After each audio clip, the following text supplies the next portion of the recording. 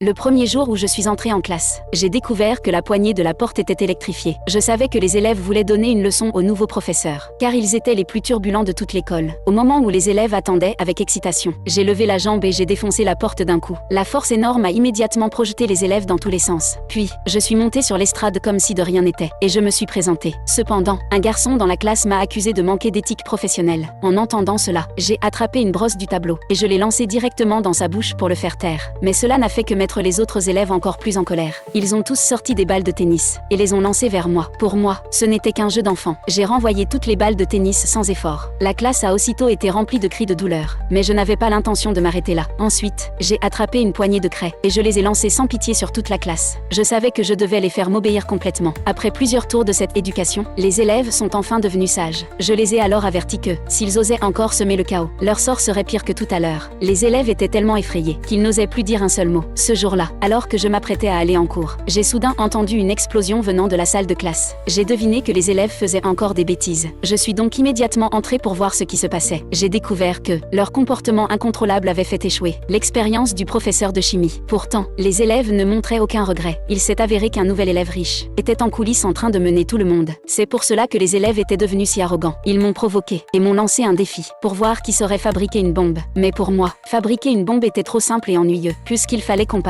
autant comparer la fabrication d'une fusée. Les élèves ont cru que je bluffais et se sont moqués de moi les uns après les autres. Ce garçon riche m'a même menacé en disant que, si je ne pouvais pas fabriquer une fusée, je devrais quitter l'école immédiatement. J'ai accepté le défi avec plaisir. Ensuite, nous sommes allés ensemble sur un terrain vague près de l'école. Je n'étais pas du tout nerveux. J'ai seulement sorti une bouteille de soda et un rouleau de ruban adhésif. Et j'ai déclaré que je pouvais fabriquer une fusée uniquement avec ces deux objets, comme prévu. Les élèves se sont moqués en disant que cela était absolument impossible. Mais je savais que le soda contient du dioxyde de carbone. La pression produite par le dioxyde de carbone peut créer une force de réaction vers le haut et propulser la fusée dans le ciel. C'était précisément la leçon que je voulais leur enseigner.